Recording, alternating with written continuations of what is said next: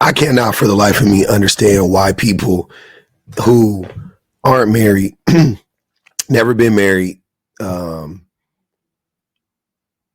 anything like that, talk about marriage like with any authority, right? And I'm not saying you have to be married to speak on marriage with authority, but you have to be either both of the.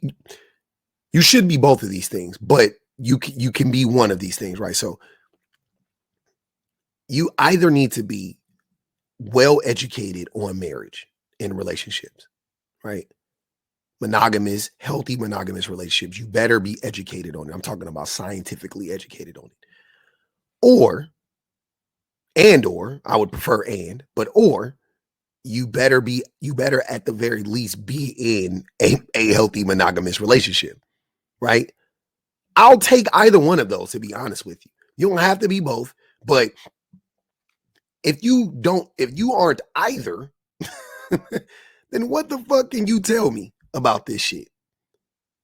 I don't understand it. But Dr. Umar, again, he just does this thing where he like talks about something that he himself doesn't practice. He doesn't practice monogamy. He's not in a healthy relationship with anybody. He doesn't like he's in his 40s. He's not 25 years old. He's in his fucking 40s. It's over for him. He's hit the wall, right? But he always feels like he can tell everybody else what to do. It's weird. You are a woman, a black woman in America right now, and you live in a major city or even rural, you know that there's only one black man for every 20 of you guys. Where can you guys tell me where that stat's coming from? Can you guys tell me that? Where are they getting that from? Right? I'm really confused by that. So let's look at this real quick. So this is the black population in America 2022, close enough, right? It's been updated. I mean, it's the most recent one, but it's since 2022. So I'm just trying to understand. You see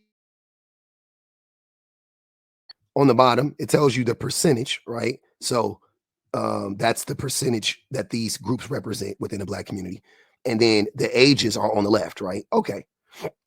So as you can see, obviously the older the the person is, the more likely they are to be female versus male, because women outlive men, generally speaking. So I want to ignore.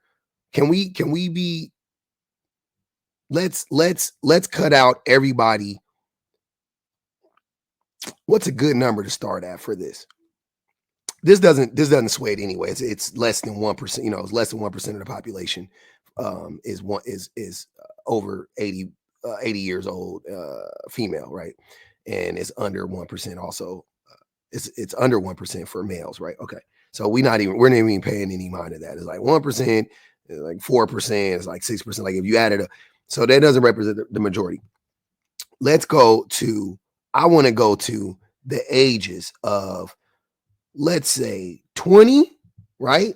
Let's go 20 to 55 to 59, right? I think that's too old for this, but I'm going to do that to be nice. So you got 20 to 50, right? 54. So, or we could go oldest. I'm sorry. We can go oldest, go up to 54. But no matter what, the numbers are relatively the same, as you can see. The numbers are relatively the same. For Umar to be right, for there to be 20 women to one man, you see these numbers on the right, they would have to be way over here. They would have to be way off the chart. And these numbers on the left would have to be way down here, hovering around like less than 1%, right? Or maybe they could even stay right here, but then, no, because it would go up. So it would have to move right. So basically, it would have to, for it to be like 20 to 1, like he's saying, it would have to like triple. So it would have to go from like 3% to 9%. And then this would have to go from, 3% down to less than 1%, right? Like, okay, now we're talking 20 to 1 type shit. But as you can clearly see, and this is Pew, Anybody wondering, this is Pew. You can see it up there, pewresearch.org. So no, there aren't 20 women to every man in the black community. That's fucking dumb. Where are you getting that from? That's stupid.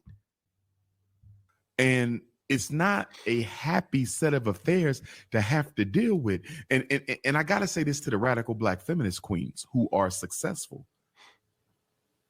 It's not that you're too strong and black men can't put up with a strong woman. A lot of you are too nasty and condescending. Some women want men to worship them, like literally. That's why you lonely. That's not feminism. Just so you know. Even radical feminist. That's not what radical feminism looks like. Radical feminism would be more like mobilized, right? It would look more like, it would look less like ideals and ideologies and more like direct action. So it would look more like them throwing Molotov cocktails in the windows of government buildings. And it would look like 4B. It would look like, you know what I'm saying? It would look like that type of stuff. It doesn't look like women wanting men to worship them. That's not what it looks like, Umar. And I would think Umar, being educated to some degree, would know this, but you know, here we are.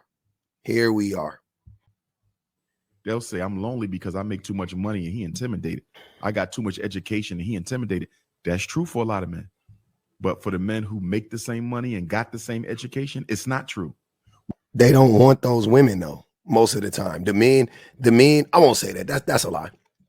That's a lie. I think most of the men who make that money do marry women who make around the same money as them. I do. But because we know, like, you know, most people marry and date within the same socioeconomic class. But I'm saying that the men you're referring to, or the men that I would think of, the ones that the people are talking, like those men actually that get that money, they then talk down on. They say like, oh, I don't want no working woman. I don't want no career woman. I don't I want my woman to basically be my wife slave and wait on me hand and foot. Like, they don't say that, but pretty much that's what they be saying. So those men get to that place so that they can get a woman who doesn't have any career, and their career can be their man. Their career is their family, right?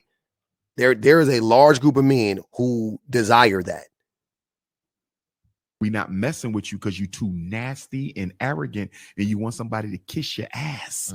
And we're not going to do that. So we got narcissism. The sisters got some narcissism they got to handle too, especially the successful sisters. They can have the nose in the air for real. They earned it. But how is that them being narcissistic? That wouldn't be narcissism. That would be classism, if anything. If anything, it would be classism, right? But can you not understand it a little bit? Like, why is a woman who is educated and successful, why is it expected of her to lower her standards and get with an uneducated or less educated, less successful man than she is? Why is it expected of her? Like, she has to do that. And if she has that standard, then she's nasty and she's condescending. Look, this is the same group of men, and I don't mean this like literally. I'm just saying men are the same group of people who deemed it illegal or deemed it sexual harassment to call a man bald-headed. Like, call a man bald-headed. Like, men cannot take women saying anything to them. Men cannot take women just stating obvious facts about us. Like, if a woman just acknowledges the fact that we're less educated than they are, then it's like, why are you always talking shit about us? It's just a fact. It's a reality. That's all it is. You know, I'm not cooking. What? You're not cooking? And let me tell this to the sisters who don't want to cook. There's a lot of them. If you are a black woman who don't want to cook, listen to where this conversation has gone. Straight up servitude. An educated black woman, successful, has been boiled down to, you don't want to cook? Nigga, what? Excuse me? make sure you and your husband never go to Africa for vacation. Never go to the Caribbean for vacation. Facts. And don't go to the deep south of the United States for vacation. And that's changing. What do all three of those places have in common? Give up. Super oppressive, especially towards women, especially of women. Very oppressed. All three of them. Africa, super oppressive towards women. The Caribbean, very oppressive towards women. Deep South, extremely oppressive towards women. So you're telling on yourself. In the places where women, like the West, like the North, like the East, where women have more autonomy, this isn't an issue. This isn't a thing. This isn't a topic of conversation. I live in the West. Hey, I'll pay somebody to cook dinner for us. I'll pay for a meal prepping service to get, you know what I'm saying? Like, I don't give a fuck. I don't want to cook either. I can cook. I can cook very well, extremely well. No joke about it. I can cook extremely well. I don't want to cook. I'm at a place in my life where I just don't want to cook. I would rather outsource it. I would rather go to Sprouts. I would rather go to Whole Foods and get a salmon plate, you know what I'm saying, already made, you know what I mean, salmon, mashed potatoes, asparagus plate. I would rather go get that right now. I'd rather pay $13 for that. It's worth it. It's worth it. Not everybody wants to do that, and that's not the woman's job to cook. Umar. And that's changing too. It is. Unfortunately. It is. But I'm going to say this to you.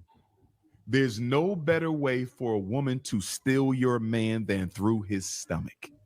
Man, that's a fact. That's not a fact. That's the stupidest shit I ever heard. There's no better way.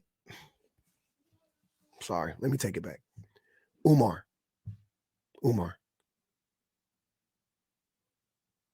That is not the woman's job. It is not the woman's job to keep her man from cheating on her by cooking for him. That's not her job. And then listening to men basically justify men cheating on women because she didn't cook for him, right? These men, the same men, if I was like, well, women cheat because of the things that men do. Women cheat because men ignore them. Women cheat because men neglect them. Women cheat because men are, quote unquote, like Umar said, nasty to them, disrespectful to them. They cheat because they don't feel safe with that man. They cheat because that man does not practice intimacy, and they want to experience real intimacy with the partner, with the man. Women cheat for these reasons. They don't want to hear that. But when it comes to a man, all it takes is for a woman to not cook for him, and see, you earned it. Talking about that's real. What are y'all? Why are y'all always lying? I've never heard of a man cheating on a woman because a woman made him a fucking meal. The fuck are you talking about? Principle is as old as Moses, and it starts off real simple. Because first of all, women who don't have men are always scheming on how to take yours. Also a lie. Projection. Men are always scheming on how to steal somebody else's woman. Remember the song, When a Rich Nigga Wants You and Your Nigga Can't Do Nothing For You, sang by one Chris Brown. Remember that? Remember Jay-Z said, once you turn your neck for a sec, your dame's missing? Remember when Biggie said, soon as he buy that wine, I just creep her from behind and ask you what your interests are, who you be with. Remember that? That's men, sir. Men do that. The competition. Mm-hmm. So when a woman knows you don't cook for your man, he trying to triangulate. This is all men do, is try to triangulate women against other women. That's it. That's all he's doing right now. She start cooking. Hey, girl, I made some greens. Get these to Mike. Oh. You better toss them damn greens in the trash. That's one thing. So I don't even understand. I think women really understand that, because I will never seriously consider dating a woman that doesn't know how to cook. Me either. And it's just it doesn't make sense. Like when you can't cook, I don't need you. It don't need them. But if you think about this, it gets deep. Mm-hmm. Because you talked about the bond that we have as a kid with the opposite sex. Yes. And when you think about the bond we developed with our mother, even who as could young, cook, who put that titty in our mouth to feed us, to give us life. Yes. As babies. So you want a woman to be your mama? Okay. The amount of times that men say the quiet part out loud is it's astounding at this point. It's crazy. All the way up until us becoming young men who poured into us. The meals was one of the versions she poured into us to give us life. Yes. You taking the baton. Yes. Right. And now I gotta deal with Chick-fil-A. Right. Cook for your fucking self. That is not a woman's job to cook for you. It's not. Y'all should be cooking for each other. Or cook for yourself. Either way. But they're saying all the quiet parts out loud, that women are here to serve men, and if you can't serve me, then there's nothing you can do for me. What more needs to be said? What more needs to be said?